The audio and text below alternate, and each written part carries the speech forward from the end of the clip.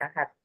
Oke, malam ini kita bisa bertemu di Solver Talk. Aduh, sudah belibet dari tadi ngomong soalnya dari tadi pagi. Baik, kenalannya apa saja sih Solver Catur? Apa nih, mengenai apa Baik, aja nih? gimana dulu ceritanya kok ketemu Steven dulu? Oke, ketemu di mana Dis- ya? Baik. tahun berapa? Hmm, Bagaimana ceritanya kok jatuh cinta sama Steven sampai jadi solver? baik. Saya dulu pertama kali di tes Steven itu tahun 2010. Ya, belum ada abang. 2010. Ya, belum ada abang saat itu. Nah, saat itu kebetulan saya bergerak di bidang pelatihan untuk anak-anak. Ya, kalau boleh sebut eh, nama brandnya Anak Jenis Indonesia, begitu. Kemudian karena kaitannya dengan apa ya brand juga dengan otak, maka kami istilahnya mendatangkan beberapa provider tentang tes, gitu ya, tes tentang otak begitu ya. Salah satu diantaranya adalah eh, zaman segitu ya, punggawa Steven zaman segitu itu kita hadirkan untuk presentasi di tempat kami begitu ya, dan beberapa ya, saya tidak akan sebut merek yang lain begitu. Kemudian ternyata Steven yang terpilih gitu ya. Di antara tim seleksi dari kami adalah banyak dari lulusan psikolog begitu ya. Dia melaporkan kepada kami bahwa Steven ini adalah eh, konsep yang sangat aplikatif gitu ya, sangat mudah dipahami dan langsung untuk bisa diterapkan begitu ya. Karena tidak hanya memahami tentang dirinya, tetapi bagaimana teori sirkulasi Steven. Nah, oleh sebab itu pada saat itu kita memutuskan untuk menggunakan Steven Solver. Nah, namun gitu ya, ada satu cerita tersendiri gitu ya. Saat saya sendiri dites begitu hasilnya, saya denied. Tahu nggak sebabnya, Solver? Belum tahu apa Belum kira-kira. tahu. Kalau teman-teman di sini kan beruntung banget ya. Dites, ada yang jelasin dengan jelas begitu ya. Ada ikut WSL 1, WSL 2 begitu ya. Saya dulu dites cuma dikasih ini Bu, Bun, ini hasilnya tesnya. Saya baca sendiri, belum ada yang jelasin, nggak ngerti. Emang benar saya thinking? Kok perasaan saya nggak thinking deh, gitu ya. Jadi saya tuh ingat, benarkah saya thinking? Kok thinking banget sih? Kok kayak akhirnya dari situlah saya belajar ya.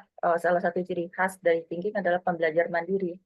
Nah, di situ saya belajar, kemudian saat pertama kali mendatangkan Ayah Farid dan tim di 2011 di Batam, kemudian ada WSL 1 internasional pertama di Batam, itu ada Ayah Farid, ada teman-teman solver yang sekarang jadi solver itu dari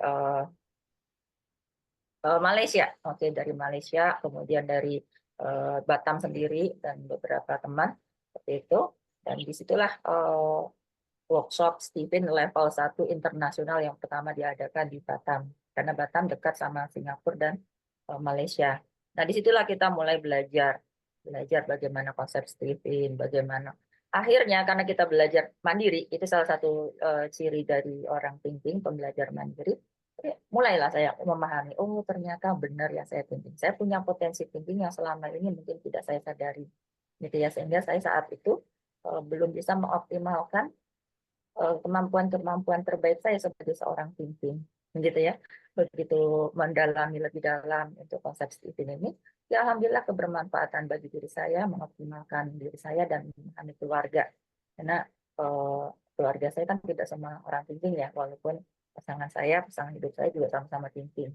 Nah, disitulah kita bisa bersyukur dan bersabar begitu ya. Jadi eh, kalau ditanya Solver Marte kalau pertama kali dites Steven apa kesannya? Denied. Dan akhirnya alhamdulillah ya, alhamdulillah kita belajar dari 2010 sampai dengan sekarang, alhamdulillah eh, bermanfaat untuk keluarga diri sendiri, keluarga dan banyak orang yang membutuhkan itu, alhamdulillah. Kalau kita bisa katakan solver catur, kalau kita benar-benar memahami konsep ini bisa salah satu jadi tools amal jariah kita, bisa Masya berbagi dan Allah. apa namanya bisa memberikan pencerahan ilmu yang bermanfaat. Dan Masya Allah. mudah-mudahan ilmu bermanfaat ini juga menjadi amal jariahnya ya Farid ya, Ya. sehingga lama dalam kubur beliau diluaskan kuburnya dan selalu mendapatkan energi positif dari apa-apa yang pernah diajarkan kepada kita semua. Gitu, Amin, Masya soal Allah. catur. Jadi termasuk ashabul awalun. Nah, orang-orang Sabiqunal yang awalun, ya, bukan yang ashabul orang-orang kahfi ya.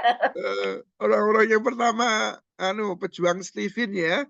Jadi bersama suami sampai sekarang jadi pemegang cabang permanen di Batam, Masya Allah ya. Cabang khusus sekarang Cabang khusus ya di Batam. dengan Baik, branding Vivin Smart Solution. ya Stephen Smart Solution. Oke, Sobat Marta, berarti kurang lebih sudah berapa tahun itu? Eh, 14 tahun ya? Kok Ya, 14 tahun? alhamdulillah. 2010 sampai Sampai 2024 sekarang alhamdulillah masih cinta, ya. masih cinta dan menerapkan Stephen. Welcome Stephen. Oke, mungkin di sini kan temanya tentang thinking cerdas. Pertama, apa sih Ki? Bener nggak sih Ki? Kan begitu kan. Tapi hasil tes biasanya memang di Stephen tuh yang paling tidak mudah untuk dites itu adalah orang-orang thinking. Karena dia biasanya langsung analisa. Coba diceritakan soal Malta, kemudian setelah dapat disuruh baca sendiri dah gini, terus gimana? Kan mesti ada prosesnya itu sampai berani ambil cabang khusus itu kan luar biasa ini. Bagaimana ceritanya? Bisa diceritakan sama kisahnya begitu. Baik, tentunya yang mengambil keputusan bukan saya, karena pertama kali ke kepala cabangnya bukan saya ya, suami. Jadi seorang thinking itu saat dia sudah mengambil keputusan, dia komitmen terhadap keputusan dan kesepakatannya. Dan biasanya orang thinking yang sudah cerdas itu akan mempertimbangkan baik buruknya, gitu ya. Sangat perhitungan dalam pengambilan keputusan dan pengambilan apa namanya suatu jalan yang akan ditempuh untuk ke depannya. Nah, saat itu memang karena kebermanfaatan ilmu Stephen ini juga sangat bagus untuk Al-Quran, gitu ya. Jadi kalau boleh berkisah, gitu ya, saat dulu Ayah Farid itu akan mengadakan penelitian untuk memantapkan konsep Stephen dan untuk memantapkan tools dari Stephen kan pakai ini ya, Figure itu. Nah, beliau diskusi dengan kami, gitu ya. Kebetulan saat itu saya masih mengajar di kampus, kemudian tempatnya juga supaya peneliti kita yang dari Malaysia itu juga tidak terlalu jauh, sehingga apa keinginan Ayah Farid kita wujudkan di tahun 2011 mengadakan penelitian yang pertama yang internasional juga tentang alat tes Stephen, sehingga kalimat yang 99,6% atau berapa persen itu ya itu berasal dari penelitian ya, dari penelitian yang dari Batam gitu ya. Jadi reliabilitas dan validitas alat tesnya itu sangat luar biasa.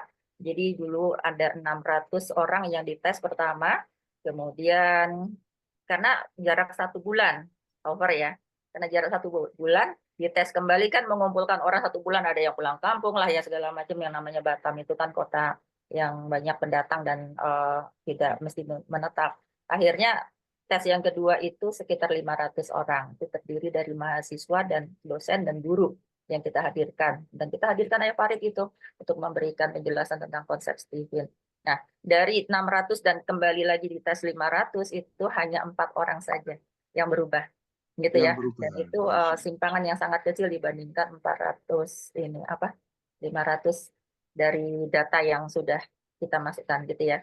Jadi yang namanya teman-teman, yang namanya alat tes itu buatan manusia.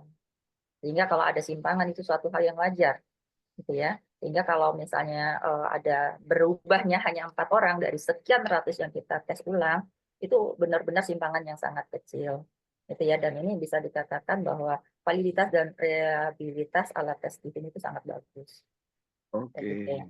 Nah, dari situ Ayah Farid sering sekali datang ke Batam gitu ya, memberikan masukan pelatihan-pelatihan kepada saya. Jadi pertama dengan pembelajar mandiri, kemudian karena kita memenuhi keinginan Ayah Farid untuk meneliti di Batam gitu ya, Ayah Farid mensupport dengan kehadiran beliau langsung ke Batam. Jadi beberapa tematik. Kalau dulu belum ada tematik, jadi beberapa kali WSL 1 gitu ya. WSLP pun belum ada. Ya, itu Ayah Farid hadir dengan tema-tema tertentu yang alhamdulillah kami punya rekamannya. Saat itu masih pakai ini ya, kepingan sidik.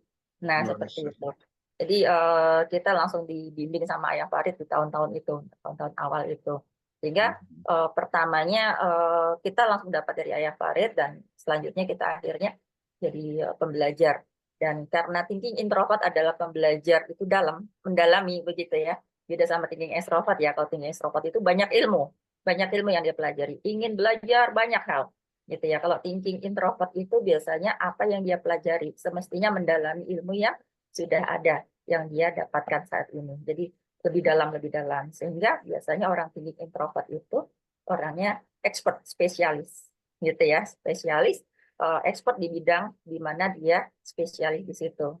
Sedangkan orang thinking extrovert itu banyak ilmunya, ya, sehingga saat dia memimpin suatu hal, gitu ya, dia memahami banyak banyak bidang. Sehingga kemampuan dia untuk memimpin orang dengan berbagai macam variasi keahlian, dia bisa karena orang tinggi extrovert itu banyak ilmunya. Nah, bedanya di situ, gitu ya. Nah, Ya. disitulah akhirnya zaman dulu itu masih belum ada istilah cabang solver, ya belum ada Hmm. istilah cabang. Nah, pada saat kami di Anak Jenius Indonesia itu kami sudah mengembangkan Stipin ini kita kirim di setiap cabang Anak Jenius Indonesia itu sekitar 36 kota di seluruh Indonesia, gitu ya. Nah, seiring dengan berkembangnya bisnis gitu ya, berkembangnya bisnis dan sistem bisnis, akhirnya tahun 2011 atau awal tahun 2012 akhirnya ada penerapan yang disebut dengan cabang. Nah, cabangnya biasanya dulu nggak ada nama embel-embel cabang apa di belakangnya, begitu ya. Nah, dengan Ya. segala macam apa namanya perkembangan bisnisnya, kami selalu belajar di situ. Dan tentunya teknologi dan orang yang minat, orang-orang pinter yang minat di Stipin itu kan banyak. Apalagi orang-orang pusat, solver kita yang di daerah ini kan kita diuntungkan dengan kita mendatangkan Ayah Farid. Ayah Farid datang langsung sehingga kita dapat langsung dari foundernya, begitu ya.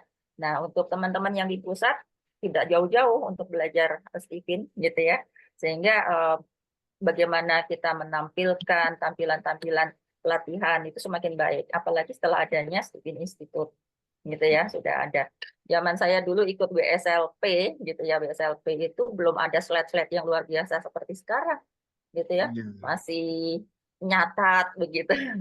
Nah, sekarang alhamdulillah teman-teman ya konsep Stephen ini karena bermanfaat, jadi banyak yang mendapatkan pencerahan dengan konsep ini dan saya berharap seorang thinking yang mendapatkan ilmu ini kan bicara tentang thinking ya, karena semua orang nggak terbatas dengan thinking begitu.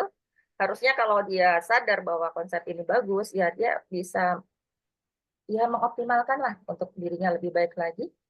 Apalagi kalau dia merasa itu bermanfaat untuk keluarganya atau untuk orang banyak, masalahnya begitu ya. Nah, disitulah eh, saya semakin jatuh cinta begitu ya, dan ternyata itu mendalami itulah yang menyebabkan tanpa kita minta pun orang sudah di depan pintu, di depan rumah untuk mendapatkan pencerahan. Oleh sebab itu saat suatu masa di mana Ayah Farid menawarkan kepada pemilik-pemilik cabang branding untuk cabangnya masing-masing, karena kebetulan juga pemilik cabangnya orang thinking gitu ya. Kemudian yang kita tawarkan itu adalah solusi gitu ya. Bukan hanya sekedar apa sih alat tes TV kita jualan eh, tesnya gitu. Enggak, yang kita tawarkan adalah solusi. Jadi kebermanfaatan dari konsep ini dengan cara memberikan solusi yang mudah-mudahan bisa menjadikan orang yang mendapatkan solusi itu mendapatkan jalan keluar dengan perantara kita tentunya. Seperti Masya itu. Allah, Masya Allah. Luar biasa. Ini kan branding dari Solver Marta kan Solver Family. Nah, kira-kira dengan kurang lebih kita angkatan 2018 ya Solver ya? Iya, kita zaman sebelum COVID itu sudah wisuda kita. Yuk.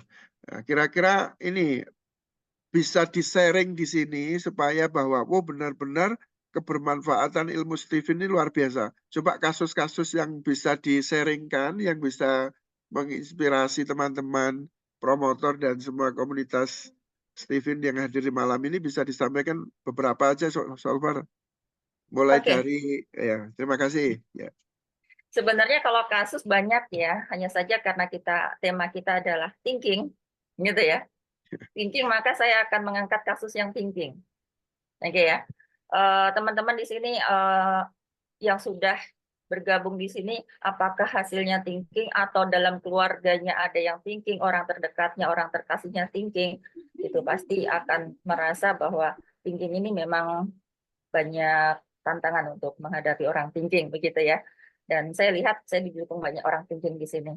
Nah, kasus orang thinking biasanya gitu ya, pertanyaan saya pertama karena ini potensinya seorang thinking adalah kognisi, gitu ya, logika matematikanya bagus, maka saya selalu bertanya, apakah teman-teman yang thinking yang ada di ruangan ini suka matematika? Ayo dijawab semuanya di kolom chat. Apakah suka matematika? Suka, Bu Fitri. Masya Allah. Nih, Rika suka. Waduh, banyak suka semuanya. Ada yang tidak. Nah, yang tidak itu pasti ada sesuatu. Tapi hampir semua suka, Salvar. TI Ya, suka, baik. suka ya. Andi suka, suka banget. Masya Allah nih, Nah, Siti Jauliha kurang suka. jadi kalau kita lihat di statistiknya banyak yang suka, berarti alhamdulillah potensi seorang thinking yang suka matematika itu tidak terhambat, ya, berada di potensi terbaiknya. Nah, saat ada jawabannya yang kurang suka, tidak suka, berarti pertanyaan saya adalah sejak kapan? Sejak kapan? Ya. Sejak kapan tidak suka matematika? Sejak kelas berapa? Nah, ini nanti akhirnya Japri itu kok Ustadz ya. Ustadz juga sih sebenarnya soal catur kan Ustadz juga. Jadi bawah sadar saya menyebutkan Ustadz begitu karena soal catur juga Ustadz gitu ya. Nah, saya tanya sejak kapan? Misalnya ada yang jawab, Ini sejak SD, nah, sejak sejak SD, SMP, sejak kelas berapa? Nah, selalu diarahkan segitu. Sejak peristiwa apa? sejak Arahnya SMA. ke situ, gitu ya. Oh, Nah, kalau apa istilahnya arahnya ke situ, solvingnya tuh ke arah situ. Ada suatu kisah ya di mana seseorang itu tidak suka matematika karena pernah suatu masa dia itu dipermalukan oleh guru matematikanya di depan kelas. Guru sejak yang kelas dipukul. berapa dia sebutkan. Ada juga kisahnya sejak masuk SMA. Berarti kalau sejak masuk SMA, kesimpulannya saat dia SMP, dia suka matematika. Ya. Setelah saya gali, kenapa, sejak kapan? Oh, peristiwanya saat ospek. Ospek itu apa ya? Atau apa namanya? Pengenalan kampus ya. Nah, Ya. saat itu harus pakai kaos kaki putih. Nah, hujan kebetulan. Kotor, akhirnya besok paginya dia pakai kaos kaki warna kuning. Nah, saat menggunakan kaos kaki warna kuning itu, dia dipermalukan di depan banyak orang. Dan kebetulan yang nah, saat itulah makanya akhirnya gitu ya, dia tidak suka matematika. Jadi sebenarnya begini, teman-teman, kalau kita melihat potensinya apa dan itu tidak keluar atau terhambat pada masa tertentu, ya, maka kita bisa menggali di situ sejak peristiwa apa, sejak kapan. Karena sejatinya orang thinkingnya adalah orang yang image-nya tuh dia jaga banget, ya, dia jaga image banget sehingga pada saat dia pinginnya kalau ditegur itu empat mata aja, jangan di depan ini. Jadi ya kalau kita punya anak thinking, kakak, adik gitu, kita tegur anak thinking di depan saudaranya itu udah nggak ini banget, merasa dipermalukan banget. Apalagi kalau di sekolah atau di tempat umum, gitu ya. Karena apa sejatinya orang thinking itu memang image-nya itu tinggi, ya. Sehingga saat dia pingin mendapatkan masukan itu ya japri aja, ngapain sih saya harus dipermalukan atau saya mesti harus ditampakkan keburukan saya di depan banyak orang. Nah, itu salah satu kasus solver catur ya yang punya potensi untuk matematikanya bagus terhambat di suatu masa. Tadi jawabannya ada yang macam-macam ya, sejak SD, sejak masuk SMA dan seterusnya. Kemudian sejatinya orang thinking itu adalah pembelajar mandiri, saya katakan tadi. Sehingga kalau kita dikatakan orang thinking adalah orang yang paling punya kemampuan untuk menangkap informasi dan mengolah informasi itu dengan baik. Sehingga biasanya kalau dia sudah paham gitu ya, sudah paham di suatu pembelajaran tertentu, maka dia jarang mengulang karena kebutuhannya bukan mengulang tapi kepahaman. Nah, ada kasus lagi nih, Solver. Jadi ada orang tua yang mengajak anaknya tes di tempat saya. Masalahnya apa, Bun? Saya tanya begitu. Masalahnya anak saya malas belajar. Oke, saya tanya kembali, bagaimana nilai sekolahnya? Rata-rata bagus, Ibu, di atas rata-rata. Masalahnya itu dia malas belajar. Nah, begitu dites ternyata thinking. Oke, sehingga saya langsung mengambil kesimpulan ini masalahnya bukan di anaknya, masalahnya di persepsi orang tuanya, gitu ya, bahwa untuk sukses itu harus mengulang belajar, mengulang di rumah. Nah, bagaimana caranya orang thinking bisa mengulang belajar di rumah? Kasih dia amanah tanggung jawab PR. Maka orang thinking adalah orang yang paling bisa menerima amanah itu dan berusaha sekuat tenaga dia untuk bisa menyelesaikan amanah itu. Kalau dalam ilmu apa istilahnya kacamata pendidikan kasih PR gitu ya, maka dia akan mengerjakan sehingga akhirnya dia belajar di rumah. Tapi kalau misalnya dia sudah paham di sekolah, ya dia merasa tidak perlu pulang di rumah, ngapain? Nah, itulah yang jadi masalah bagi keluarganya yang tidak paham tentang anak thinking kalau dia belum paham tentang konsep Stephen. Jadi begitu dia dites anaknya thinking, saya jelaskan bagaimana konsep belajar bagi orang thinking. Karena sejatinya kalau kita kemarin sudah belajar tentang sensing gitu ya, mengulang atau kebutuhan mengulang sehingga dia menjadi paham itu adalah kebutuhannya orang sensing, gitu ya. Nah, namun gitu ya, namun bukan berarti bahwa orang thinking tidak perlu mengulang. Pertanyaannya solver catur. Banyak orang thinking di bangku kelas. Oke. Tapi kenapa tidak semua orang thinking nilainya bagus atau jadi juara kelas semuanya? Karena dia merasa dia sudah bisa, dia tidak perlu mengulang. Sedangkan kalau sudah bisa dia ulang dengan cara latihan soal, yang paling efektif bagi orang thinking memahami dan bisa nyangkut ilmunya itu bukan latihan soal justru. Diminta orang thinking untuk ngajar teman sejawat. Itu dia langsung paham banget itu. Kenapa? Dia dapatkan amanah untuk ngajar, sehingga dia benar-benar mempelajari. Nah, di situ letak tantangan bagi orang thinking. Kalau kita ingin anak kita yang thinking, ya, itu bisa benar-benar menguasai materi, kasih dia tantangan, challenge, kamu nanti ajari temanmu di sini. Kamu jelaskan ya temanmu. Kamu yang bertugas untuk menjadi asisten guru, jelasin pada kelompok tertentu. Wah, pasti dia akan paham banget. Bener Gitu. banget, Solver. Anak saya yang pertama kan thinking introvert. Wah, Iya, itu jadi asisten gurunya mesti. iya. Saat dia Iya, dikasih amanah untuk itu, maka dia akan belajar dengan sungguh-sungguh. Namun Iya, kalau misalnya dia hanya untuk dirinya sendiri ya sekedarnya aja deh. Gitu. Yang penting nilai itu udah bagus. Masya benar Allah, Masya sekali, Allah. Solver. Anak saya waktu SMA itu, waktu Ya, SMK sama gurunya juga dikasih amanah ngajarin teman-temannya satu kelas. oh iya. Jadi, kaitannya dia sudah memiliki otak logikanya bagus, gitu ya. Namun kalau tidak dikasih tantangan tadi ya apa istilahnya itu eh, pancingan dengan cara memberikan amanah itu dia cuma cukup cukup untuk dirinya sendiri. Tapi pada saat dia gitu ya, saat dia mendapatkan amanah, ayo gimana kalau kamu kan punya kemampuan untuk memahami lebih bagus dari teman-temanmu. Nah, sekarang Bu Guru kasih kamu amanah untuk tugas kamu mengajari teman-teman. Wah, itu lebih lebih ini, lebih melejit kemampuan terbaiknya. Baik, baik. Iya, Ya, Ya. baik. di pondok juga dapat Solver, amanah kita itu, bicara Solver, tentang megang keuangan pondok justru tambah semangat dia. Istilahnya kalkulator betul, berjalan, karena Solver. orang Iya, betul. Baik, jadi uh, kaitannya dengan anak solver ya. Yang kaitannya dengan ini, suami, gimana, Solver? Suami thinking itu gimana? Ada nggak yang pernah konsultasi suaminya thinking itu gimana? Bisa disampaikan di sini, Solver. Oke, baik. Kita mesti harus adil ya menilai begitu. Orang thinking kan harus konsekuen ya, harus ngomong apa adanya. Orang thinking adalah kemampuan terbaiknya adalah logika matematika. Kalau dibilang ya kita punya jari ini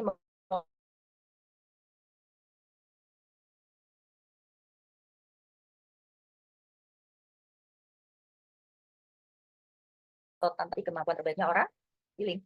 Oke. Kemampuan ya, bisa merasakan perasaan orang lain ya. Kemudian jaga rasa dan semuanya tergantung pada rasa. Nah, oleh sebab itu seorang thinking itu adalah orang yang punya tantangan terbesar untuk bagaimana dia bisa lebih peka hatinya, bisa merasakan perasaan orang lain. Solver, Ya. tolong diulang Apakah lagi. suara saya? Terputus-putus, diulang lagi Ya, Solver, kayaknya diulang suaranya lagi. Ya, terputus-putus ya. ya. Sudah normal. Oke. Yang Ya. lagi dari mana ini, Pak Catur? Dari Diulangnya dari mana nih? dari telunjuk tadi. Oke. Thinking diwakili oleh jari kiri ya, jari atas atau tunjuk. Nih, makanya dia suka nunjuk-nunjuk nih. Oke. Kemudian ini adalah kemampuan terbaiknya. Oke, kita mulai dari awal aja deh, dari 5 jari ini gitu ya. Yang tengah kan mewakili otak tengah. Oke. Berarti yang kiri mewakili otak kiri. Yang kanan mewakili otak kanan. Kalau yang kiri, kita sepakat yang bawah adalah yang ibu jari. Nah, ini mewakili orang sensing. Maka dikatakan orang sensing itu jempolan. Rajinnya, aduh, benar-benar nggak usah disuruh aja dia rajin. Nah, kalau thinking ini diwakili oleh telunjuk. Ya, kalau dia sudah menyelesaikan untuk tugas-tugas dia, mulailah dia nunjuk-nunjuk, ngatur-ngatur orang. Nah, kemampuan terbaiknya di kiri atas atau telunjuk. Berarti kelemahannya ada di mana? Di otak kanan bagian bawah. Feeling. Tantangan terbesar orang thinking adalah yang merupakan kemampuan terbaik orang feeling. Feel itu rasa, perasaan. Gitu ya. Oleh sebab itu, orang feeling adalah orang yang paling bisa merasakan perasaan orang lain. Dengan sikap apa? Simpatik, empatik, begitu ya. Kemudian apa-apa dirasakan. Sehingga orang mengatakan orang feeling itu orang yang tergantung pada moodnya. Moodnya bagus, selesai tuntas semuanya. Moodnya nggak bagus, nah disitulah dia harus berjuang. Nah, perjuangan orang thinking adalah bagaimana dia bisa merasakan perasaan orang lain. Sehingga dikatakan orang thinking itu adalah orang yang kurang peka rasa. Orang feeling adalah orang yang paling bisa merayu, meyakinkan orang lain dengan kata-katanya. Nah, maka tantangan terbesar orang thinking adalah bagaimana dia bisa mengatur kata-katanya bisa enak didengar, gitu ya, halus, tidak menusuk perasaan seperti itu. Sehingga orang thinking itu kalau mau berbicara itu biasanya to the point, apa intinya saja, nggak usah terbesar orang thinking, suami yang thinking ya, soal percatur, tantangan terbesar atau jihadnya seorang suami yang thinking adalah merayu istrinya. Oleh sebab itu, dengerin para suami thinking, merayu istrinya. Oh. oleh sebab itu saat dia bisa melakukan itu, ya menundukkan hatinya, bisa memberikan. Ini bukan berarti berusaha untuk ini ya kelemahan, tapi intinya kalau dia bisa melakukan itu jihadnya. Yang namanya jihad kan pahalanya besar tuh, gitu ya. Kok ada ilmu baru? Enggak, memang ibaratnya saat kita bisa memberikan sesuatu kebahagiaan bagi keluarga kita, ya, maka kita akan mendapatkan imbalannya tentu dari Allah Subhanahu wa taala. Nah, oleh sebab itu saat seorang laki-laki atau suami thinking, maka dia menunjukkan cintanya bukan dengan rayuan, bukan dengan kata-kata, tetapi menunjukkan cintanya dengan sikap, gitu ya.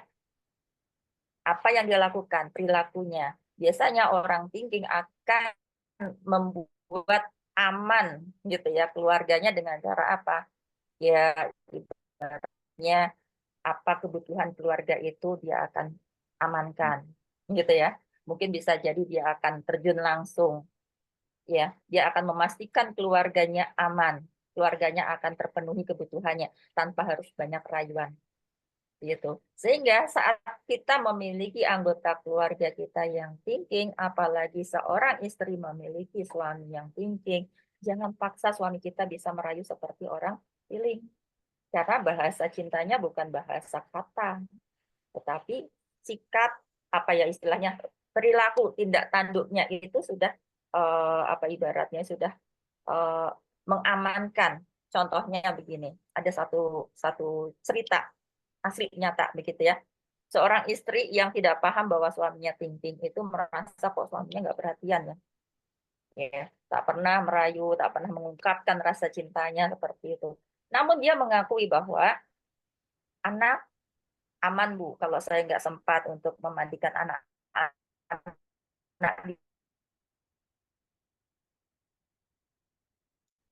Iya, gitu ya. Saya tidak sempat masak, dia masak pakai jari Bu. Maksudnya masak pakai jari, iya online seperti itu. Nah, saya tanya, bukankah itu sebenarnya bahasa cinta? Gitu ya. Karena orang thinking itu bahasa cintanya bukan dengan kata-kata, tapi dengan perbuatannya. Itu menunjukkan, karena memang paling berat itu adalah mengungkapkan rasa isi hatinya. Orang thinking itu adalah orang yang paling menyimpan perasaannya paling dalam. Nah, kalau kita mau lucu-lucuan ya,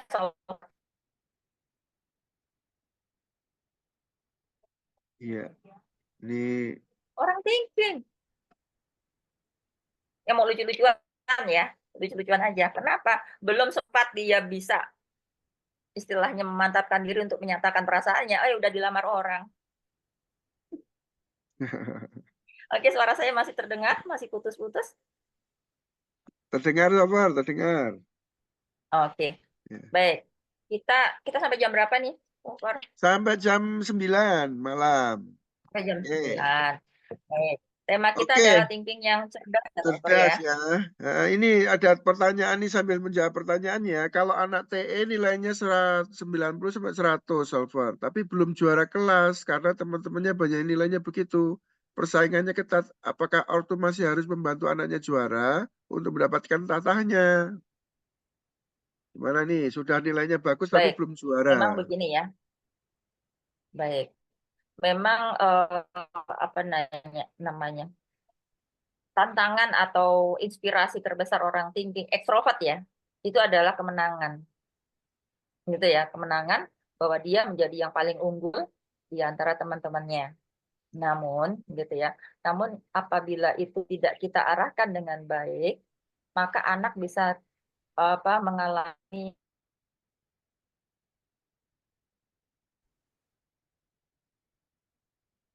Putus-putus lagi.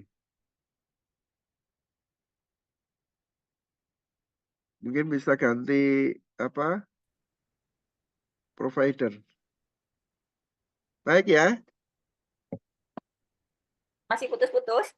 Masih putus-putus, Safar. Apa suara saya masih putus-putus? Iya. Sudah terdengar. Nah, saya tunggu sampai suara saya terdengar lagi ya. Sudah. Sudah sampai Ya. di mana ya tadi ya?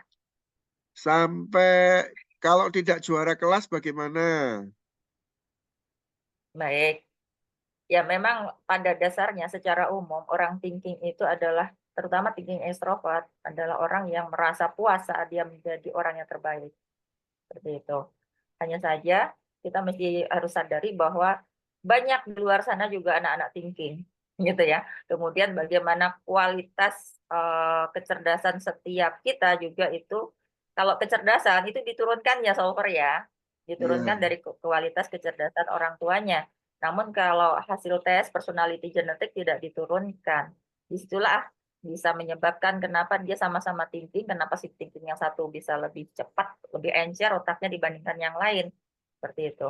Sehingga saat kita memberikan penguatan motivasi kepada anak kita yang thinking, terutama thinking extrovert, itu sebaiknya memang pastabikul khairatnya adalah lebih baik lagi dari waktu ke waktu dibandingkan dirinya sendiri. Gitu ya. iya. Sehingga tidak ada rasa tertekan saat melihat teman-temannya kok selalu unggul. Nanti stres. Kebanyakan gitu karena eh, lingkungan yang menyebabkan bahwa orang yang juara itu adalah keren gitu ya. Orang juara banyak banyak hal yang menjadi kebanggaan seperti itu. Sehingga tanpa diminta orang tua pun kadang anak kita menginginkan bahwa dia jadi juara. Itu masih masih mendingan ya. Ini orang tua yang nggak paham meminta anaknya untuk jadi juara, padahal anaknya nggak punya kapasitas juara, misalnya seperti itu. Namun pada dasarnya anak thinking itu ingin menjadi terbaik. Nah, saat memang kondisinya kenyataan bahwa banyak teman-teman yang memiliki kualitas kecerdasannya juga tinggi gitu ya, kita juga harus sadarkan anak kita bahwa juara itu bukan tujuan utama gitu ya. Menjadi lebih baik dari teman-teman itu bukan jadi tujuan utama, namun tujuan utama adalah meningkat dari waktu ke waktu menjadi orang yang lebih baik dari waktu ke waktu. Pemahamannya, karena bukan nilai angka. Walaupun orang tinggi sangat peka dengan angka, tetapi angka sekarang gampang sekali kok dijual, Ustadz. Ustadz lagi nggak apa-apa. Masya Allah. Iya, Masya Allah. Jadi luar biasa ya. Jadi memang dunia pendidikan kita itu masih prestasi gitu ya. Jadi Betul. ada di sekolah di Malang itu luar biasa. Jadi memang dia juara Olimpiade terus ya. Coba saya lihat pernah saya diteskan ke saya itu. Anaknya itu dileskan 7 sehari itu, Masya Allah, les gitu. Memang tinggi ekstrovert ya. Tapi memang ya konsekuensinya ya memang kalau tidak kuat ya nanti perlu dosis yang pas gitu ya supaya biar kuat anaknya. Iya, dan lagi pula begini, Solver ya. Kalau memang itu adalah permintaan anaknya, gitu, itu pun kita harus mengingatkan. Karena usia, kalau menurut undang-undang yang disebut dengan anak itu sampai dengan usia 18 tahun. Gitu ya, disebut dengan Iya. anak. Dan anak itu sebenarnya memiliki hak untuk me time. Ya. Jadi waktunya itu tidak hanya untuk belajar terus, mengisi otak kognitifnya terus. Tapi dia harus punya waktu untuk me time. Apakah itu dengan cara bermain, atau mungkin dengan cara istirahat, tidur, gitu ya. Nah, saat kita memaksakan mereka untuk selalu diisi belajar, sebenarnya siapa sih yang mengeksploitasi anak atau menzolimi anak? Diri kita sendiri.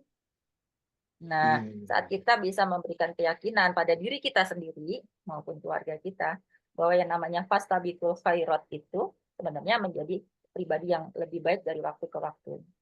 Kan kita pernah memahami ya, Salver Catur, orang yang sekarang gitu ya, itu sama dengan hari kemarin adalah orang yang rugi. Nah, orang yang saat ini gitu ya, lebih buruk dari hari kemarin adalah orang yang celaka. Nah, siapakah orang-orang yang beruntung? Adalah orang yang hari ini lebih baik dari hari yang kemarin. Sehingga hal inilah yang bisa kita tekankan kepada anak-anak untuk fastabiqul khairatnya itu di situ. Nggak mesti harus dibandingkan sama teman-temannya.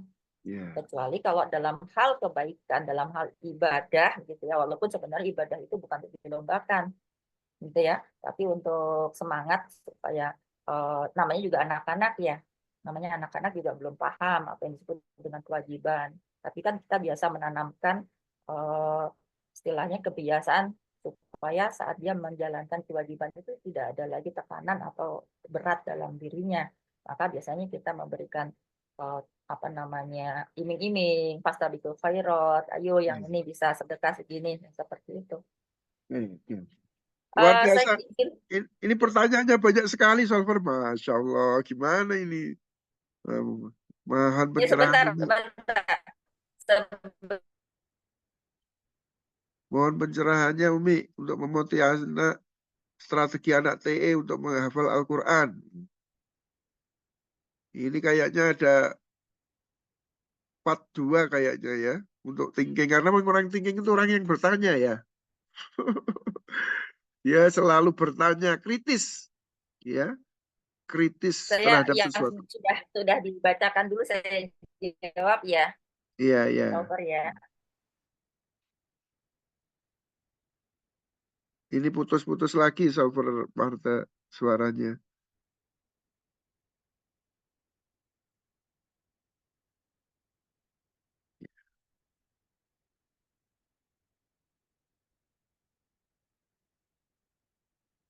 Oke.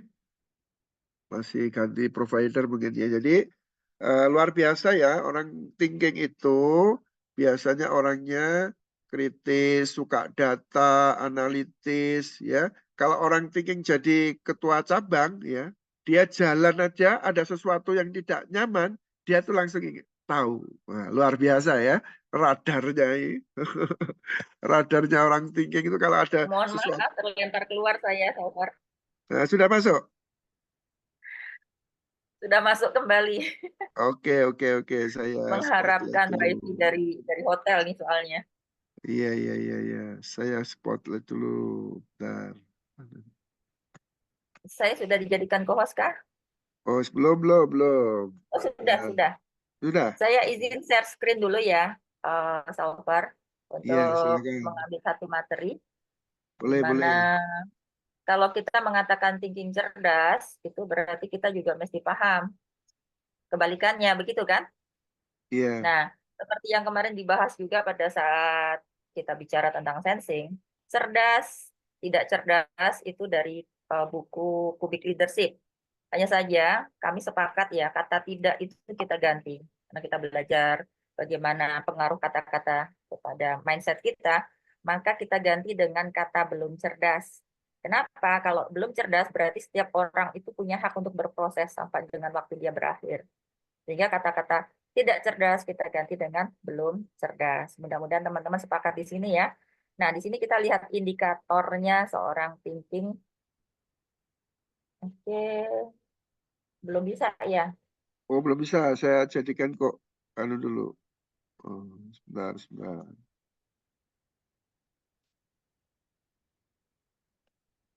Sambil menunggu, ya tadi bagaimana cara menghafal Quran seorang thinking. Orang thinking itu kan perhitungan ya. Nah, angka-angka sangat kuat, sehingga pada saat dia menghafal Quran, dia bisa bagi, kalau misalnya kita menggunakan Quran, itu Quran yang standar, yang sama ya, yang satu satu halaman itu 15 baris.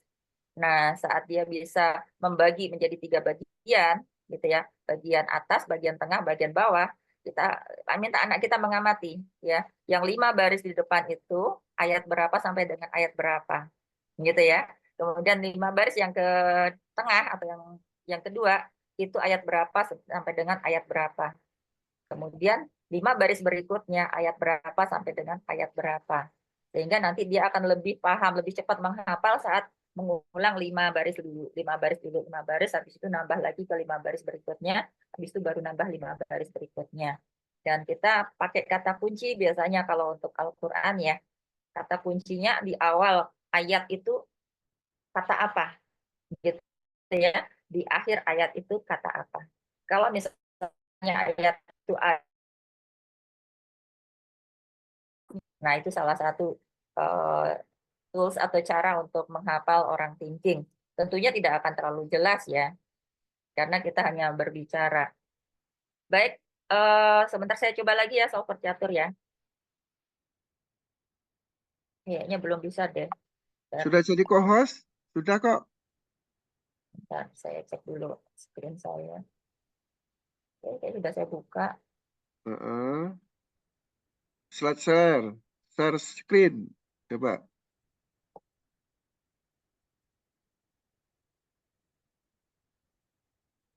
Kayaknya screen saya.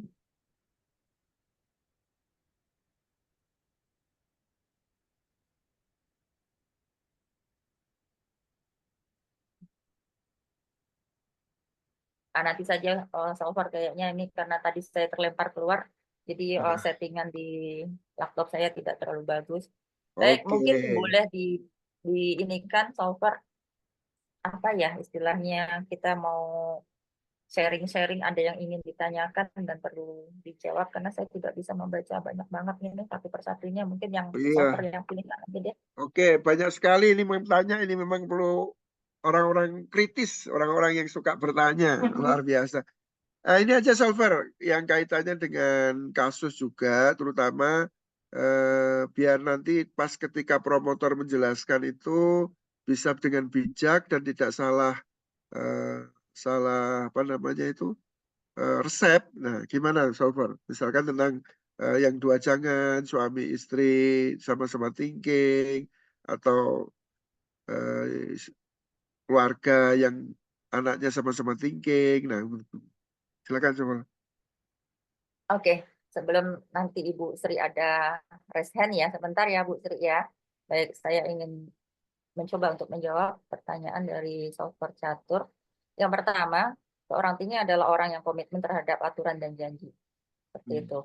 Saat dia memahami bahwa ternyata dia sama-sama thinking, ya, resepnya adalah saling menghargai. Apa yang dia tidak suka berarti saya juga tidak suka. Atau sebaliknya, apa yang kita tidak suka, maka pasangan kita tidak suka. Gitu ya. Apa yang paling tidak disukai orang thinking adalah bagaimana dia disepelekan atau mungkin istilahnya bahasanya adalah recognize. Oke. Saat dia tidak direcognize, maka dia merasa dia tidak dihargai, ya, tidak istilahnya tidak diberikan perhatian oleh keluarganya. Sehingga saat kita ya diberi kesempatan untuk menunjukkan kemampuan terbaik kita, tentunya kita tidak boleh keluar dari fitrah kita ya, sebagai anggota keluarga, apakah itu sebagai istri, apakah itu sebagai suami, dan seterusnya. Oleh sebab itu, saat kita menyadari bahwa kita sebagai seorang istri yang thinking, dan suami kita juga thinking, maka tuh di belakang tuh. Tuh, Pak Adi. Gimana Pak Adi? Sehat Iya. Pak Adi? Pak Amin, sehat Pak Amin? Masya Allah ya. Maka yang pertama hormati suami kita, gitu ya, menghormati dia karena memang kita harus paham ya, orang tinggi adalah orang yang tahu hukum. Kalau kita sebagai seorang muslim, maka parent leader adalah suami, gitu ya. Maka walaupun dia juga sama-sama pinter, sama-sama punya jabatan di keluarga, dia adalah anggota, ya. Istilahnya dia harus ikut dari apa aturan suami, gitu ya. Saat dia mendapatkan amanah untuk mengatur keluarganya, maka lakukan sebaik-baiknya, gitu ya. Bukan berarti melangkahi suami. Namun seorang suami itu, secara umum seorang suami itu paling tidak suka untuk kalau kita menjawab itu dengan suara yang keras, ya. Dengan soalnya peluang terbesar seorang wanita thinking adalah dia akan menjawab dengan kepintarannya, ngotot gitu ya, kalau dikasih tahu ngotot, kamu tuh salah, apa salahku gitu kan. Nah di situ ya, di situ kalau kita sadar bahwa kita sudah mendapatkan pasangan, mau pasangan suaminya yang sama-sama thinking atau di luar itu ya, kita mesti harus menanamkan dalam diri kita bahwa sami'na wa ata'na. Saat suami sudah memberikan tanggung jawab, lakukan sebaik-baiknya. Saat suami sudah memberikan kepercayaan, maka ikuti kepercayaan itu, jaga kepercayaan suami, gitu ya. Sewajarnya kalau memang itu tidak pantas dilakukan oleh seorang istri, ya jangan dilakukan. Karena orang tinggi paling tahu itu, ini mana yang benar, mana yang salah. Itu. Jadi sekiranya seorang thinking bertemu dengan thinking, dia bisa merecognize, baik suami merecognize istri dan sebaliknya, maka sebenarnya kita bisa dianggap sebagai naik makom. Kata dua jangan itu bisa kita antisipasi. Karena sebenarnya kan ada tiga hal untuk menurut konsep ya teori Stephen yang pernah disampaikan Ayah Farid, kalau dalam kondisi dua jangan, apakah suami sama dengan istri atau suami ditaklukkan sama istri. Yang pertama adalah naik makom. Yang kedua atur jarak, ya istilahnya atur jarak, jangan terlalu dekat, jangan terlalu banyak berinteraksi. Yang ketiga, ya libatkan orang tiga, tentunya seperti itu. Nah, kalau saya yang kami terapkan itu antitesa dari hipotesanya Ayah Farid, gitu ya. Kalau kami ini maju mundur cantik, Sofer. Yo, sip, mantap. Oh. Maksudnya apa? Ini bukan sebuah lagu ya. Misalnya begini, sama-sama thinking nih, ya, agar tidak sama-sama keras kepala begitu. Sekali waktu saya mundur jadi orang sensing. Nah, suami tetap di makomnya yang thinking. Tapi itu akan berat bagi saya, maka tidak selamanya seperti itu. Sekali waktu saya jadi thinking, suami yang maju. Jadi insting yang serba bisa, yang berkorban. Seperti itu. Karena secara alamiahnya seorang perempuan thinking itu memang agak susah diatur. Banyak dalilnya seperti itu. Karena memang begitu. Kalau kita mendapatkan pasangan hidup seorang perempuan yang pandai, maka siap dirimu akan ditantang dengan banyak hal dalil yang akan dia keluarkan. Nah, saat kita menginginkan istri yang mudah diatur, gitu ya, maka bersiaplah dirimu bahwa istrimu tidak banyak inisiatif.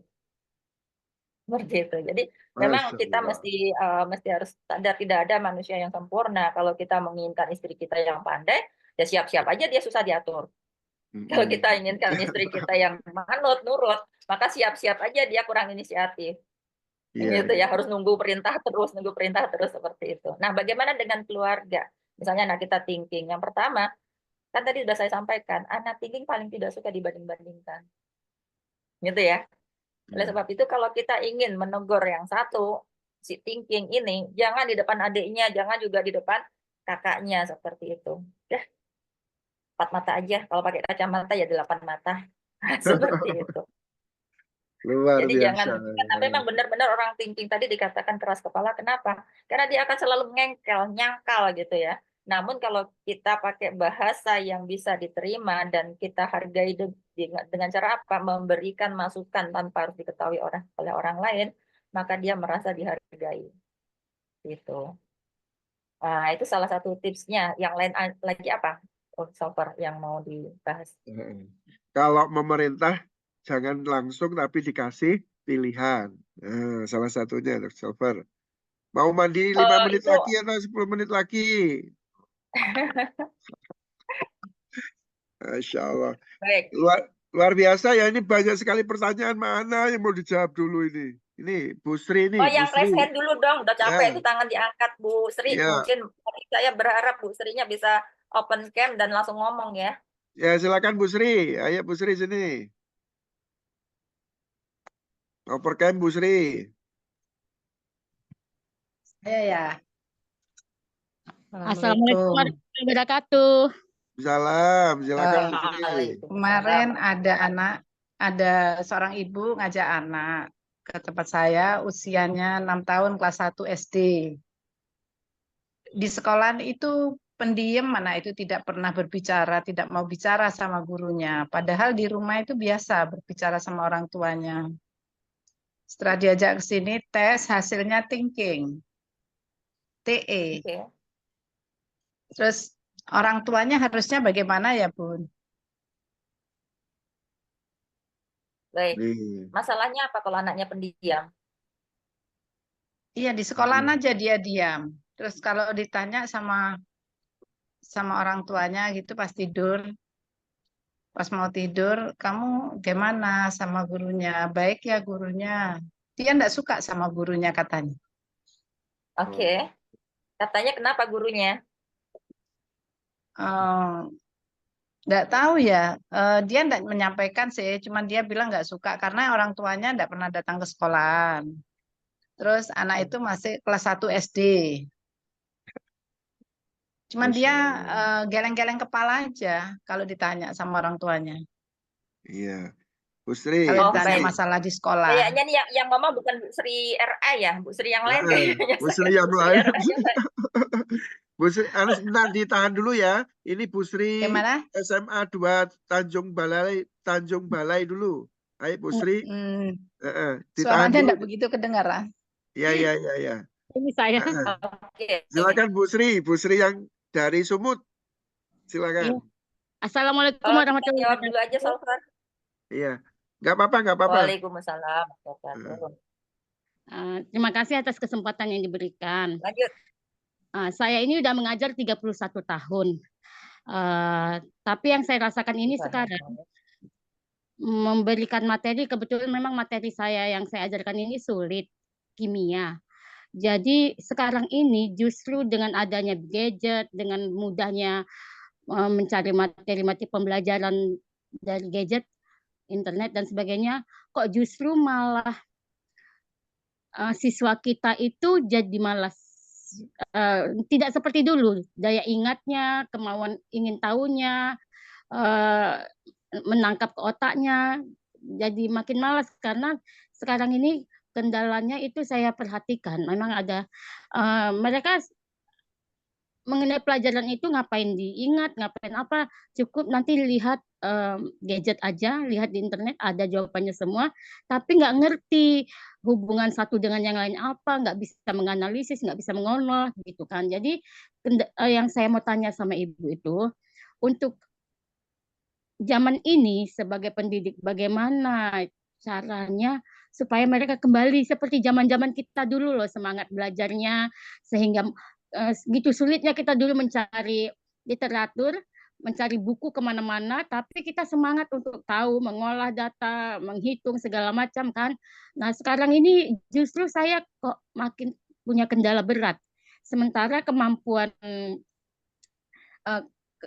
perasaan dan sebagainya saya udah terbatas gitu Bu. Jadi malah mereka udah lebih apa ya, lebih lebih buruk lagi dibandingkan kita dulu Oke, karakternya.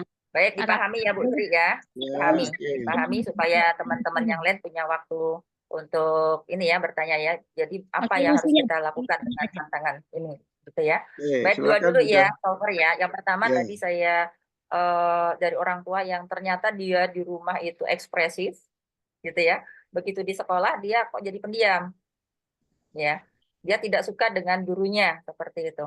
Nah, memang orang thinking itu adalah pengamat gitu ya. Saat dia merasa bahwa apabila dia berbicara itu tidak dihargai, maka dia banyak diam, gitu ya. Nah, mungkin bisa jadi di rumah dia mendapatkan hal-hal yang dia butuhkan, sehingga dia berekspresif, apa yang dia katakan itu dihargai, sehingga dia bisa dengan mudahnya dia mengatakan tidak atau iya, gitu ya. Namun kalau di lingkungan yang baru ternyata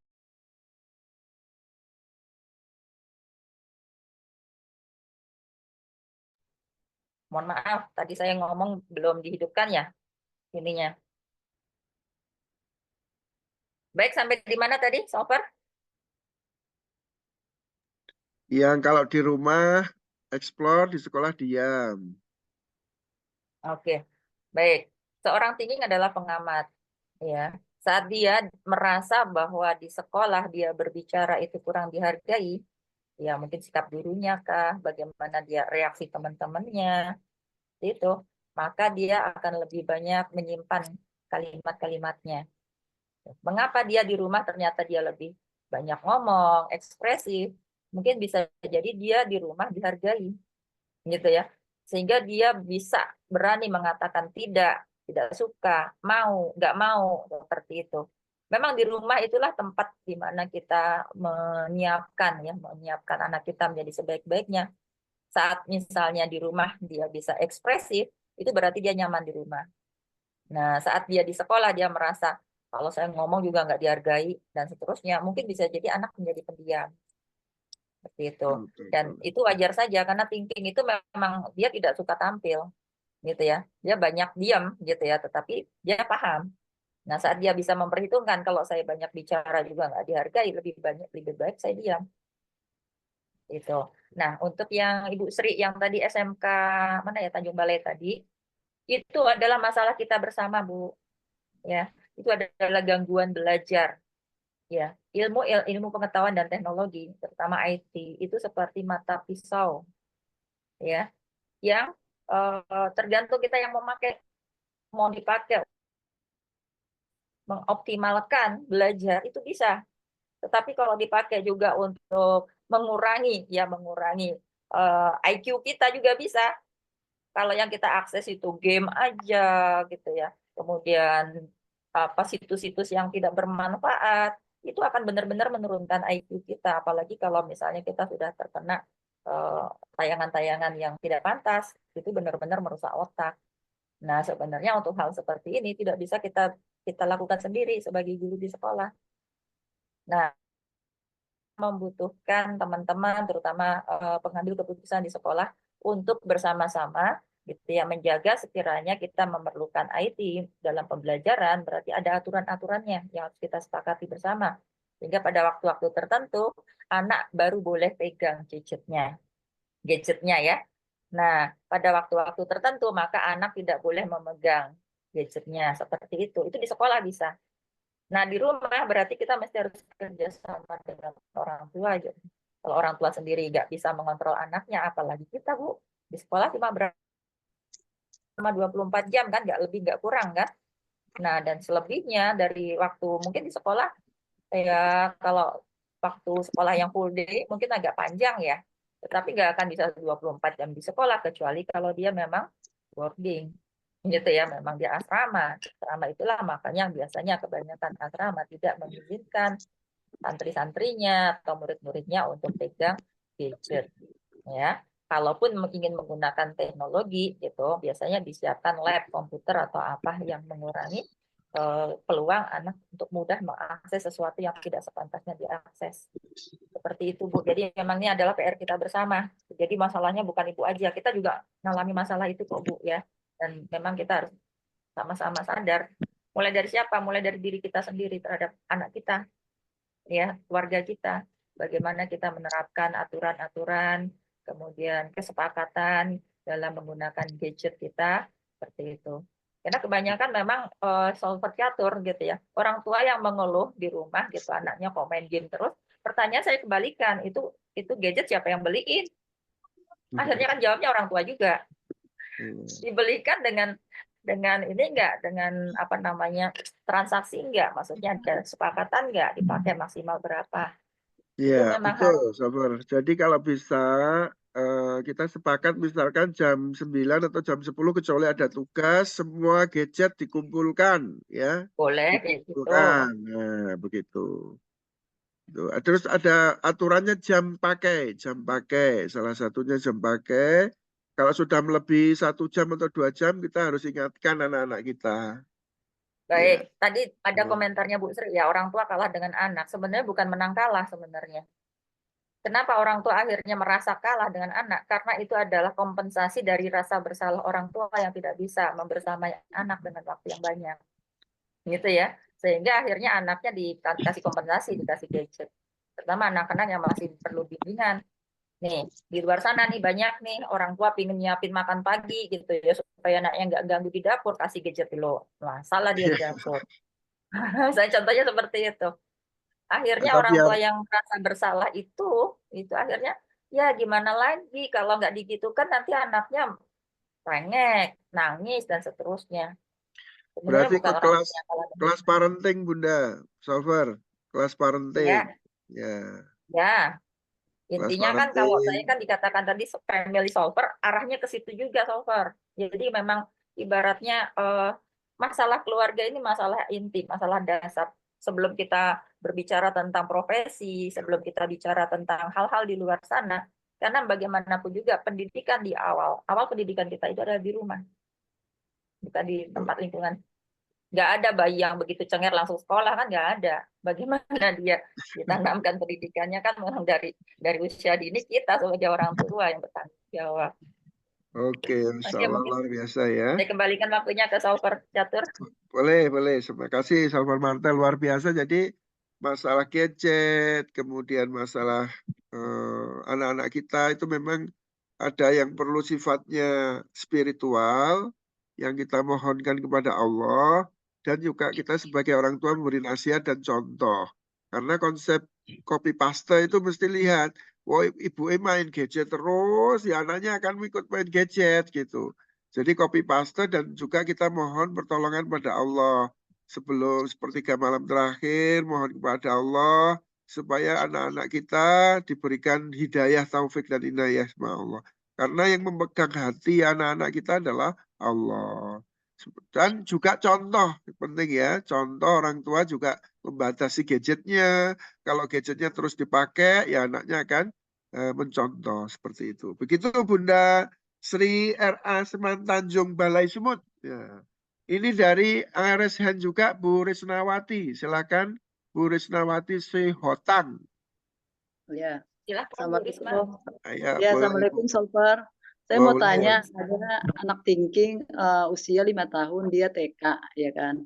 Nah, ketika TK, aduh aku bosan Bu, belajarnya itu lagi, itu yang pertama usia TK ya. Terus satu lagi usia kelas 2 SMA, cita-citanya ingin menjadi dokter, tapi dia nilainya semuanya anjlok karena tinggal di pesantren ya. Terus akhirnya ibunya bagaimana ini mau jadi dokter tapi nilainya semuanya rata-rata gimana gitu. Itu yang kedua. Terus yang ketiga, anak thinking dia mau menjadi dokter tapi dia bingung apakah mau jadi dia maunya dokter hewan tapi orang tuanya maunya udah dokter spesialis aja, TI seperti itu. Jadi bagaimana itu ya dokter ya? Dokter Salvar. Syukron. Assalamualaikum. Waalaikumsalam warahmatullahi. Silakan Nah, Soal Malta. mana dulu nih yang thinking yang mana nih? Yang Kelas ingin jadi eh, dokter tapi nilainya jelek dulu gimana? baik. Saya mulai dari yang paling kecil dulu ya. Anak 5 tahun thinking gitu ya. Dia bosan di sekolah. Berarti arahnya itu di sekolah dia mendapatkan recognize, dia tidak mendapatkan kesempatan untuk apa istilahnya menunjukkan kemampuan terbaiknya seperti itu. Nah, sebenarnya itu yang dasarnya dia mengapa dia bosan di sekolah secara umum. Karena sebenarnya orang thinking itu kalau dia direcognize aja gitu ya, dia adalah pembelajar mandiri. Dia cepat sekali menangkap inti dari pelajaran sebenarnya. Tapi pada saat dia menangkap inti pelajaran namun dia tidak pernah direcognize, disitulah dia letaknya bosan. Gitu ya. Kemudian begini, dokter itu bukan apa ya istilahnya, orang thinking itu nggak mesti harus jadi dokter sih, gitu ya. Walaupun kemampuan dia mungkin ada. Dalam hal apa? Karena kita mau jujur ya, di Indonesia untuk seleksi masuk kedokteran itu kaitannya dengan logika, matematika. Padahal kalau mau dibilang di kedokteran itu kalau praktek dokter itu pakai hitung-hitungan nggak sih?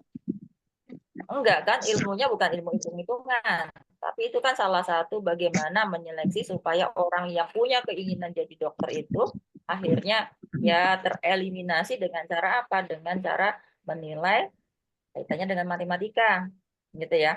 Itu kecuali terutama bagi perguruan tinggi yang jadi favorit dan negeri biasanya seperti itu. Nah, sebenarnya untuk ilmu kedokteran itu sendiri tidak terlalu banyak menggunakan logika matematika, karena justru malah kedokteran itu kan banyak hafalan, gitu ya. Oh, penyakitnya ini sebabnya apa segala macam seperti itu. Namun logikanya juga dipakai begitu ya. Oh, kalau misalnya ini sebab ya penyebab istilahnya penyakit yang keluar ini, oh berarti kira-kira indikasinya penyebabnya ini. Itu kan pakai logika juga. Namun bukan berarti terus matematika. Nah, yang terjadi di Indonesia untuk seleksi masuk kedokteran memang menggunakan dasar penilaian matematika, sehingga akhirnya mengatakan bahwa sekolah agama peluangnya kecil untuk jadi kedokteran. Enggak juga sih sebenarnya, gitu ya. Satu hal yang bisa kita tolong sampaikan ke saya kalau memang salah. Saya pernah dapat informasi bahwa ada perguruan tinggi di Fakultas Kedokteran, saat seorang itu hafal 30 juz, dia masuk tanpa tes. Gitu ya. Berarti memang sebenarnya bukan masalah logika matematika yang menyebabkan dia bisa masuk kedokteran atau enggak, tetapi seleksinya. Nah, kalau memang tidak ada halangan dalam keuangan, masuk kedokteran di swasta juga enggak terlalu seleksi matematika, begitu ya. Nah, bagaimana dengan jurusan kedokterannya, mau kedokteran umum, spesialis, atau kedokteran hewan? Ini orang tua mesti harus disadarkan. Yang mau jadi dokter itu siapa? Yang mau jalani hidup itu siapa? Gitu ya. Kenapa orang tua yang mesti harus memaksakan? Gitu ya. Sehingga jangan sampai terjadi AIDA, so far. Apa Apa itu? itu AIDA? Ambisi ibu derita anak.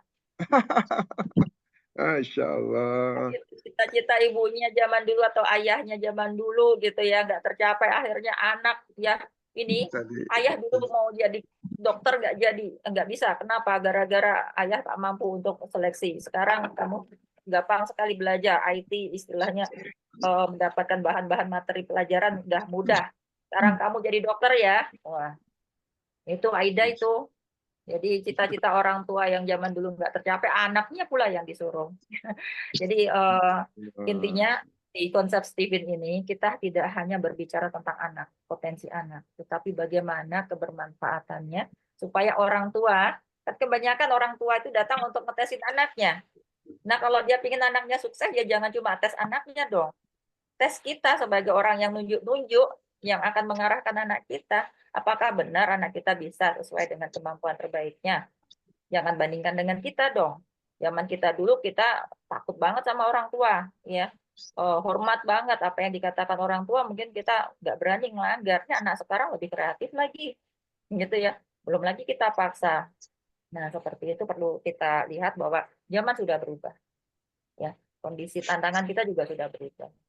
Oleh sebab itu, Orang tua yang bijak adalah orang tua yang mempersiapkan masa depan anaknya, gitu ya, tanpa harus tergantung sama dia. Beri kebebasan anak untuk menuju ke kehidupan tesnya, gitu ya, tanpa harus dipaksa oleh orang tua. Karena bagaimanapun juga ada bakat.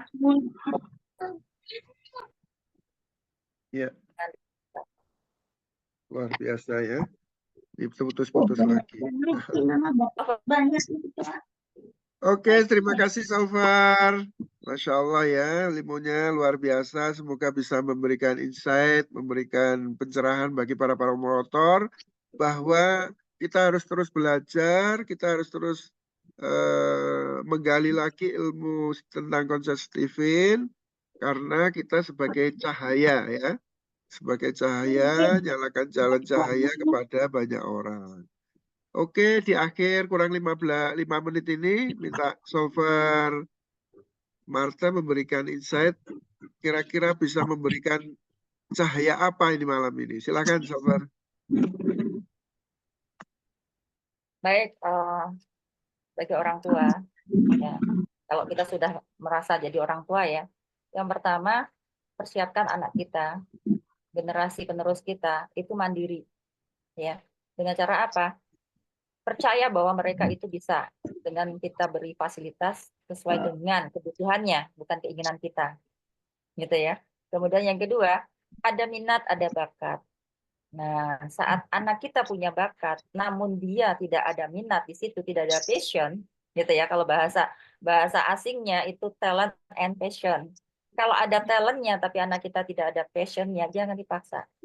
Ya, karena sebenarnya walaupun ini disebut dengan kecerdasan tunggal, namun konsep Stephen ini adalah sepaket, gitu ya, a bundle of.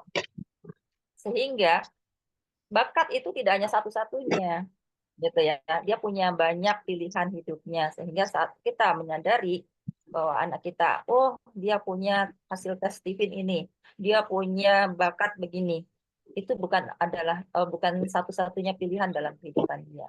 Ya, hargai anak, ya. Kalimat hargai ini adalah kalimat tinggi banget ya. Recognize anak sesuai dengan keinginan dia berdasarkan bakat yang dia miliki, sehingga kita menjadi orang tua yang bijak, yang bisa menghargai anak sesuai dengan kemampuan terbaiknya. Begitu saja. Luar biasa. Kasih aplaus dulu dong. Masya Allah. Alhamdulillah, barakallah. Baik Bapak Ibu, kira-kira ilmunya bermanfaat nggak nih? Tulis di kolom chat dong.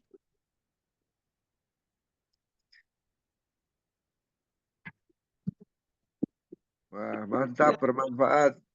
Ya, insya Allah ya, kita akan hadir terus setiap Jumat bersama dengan para solver-solver yang lain.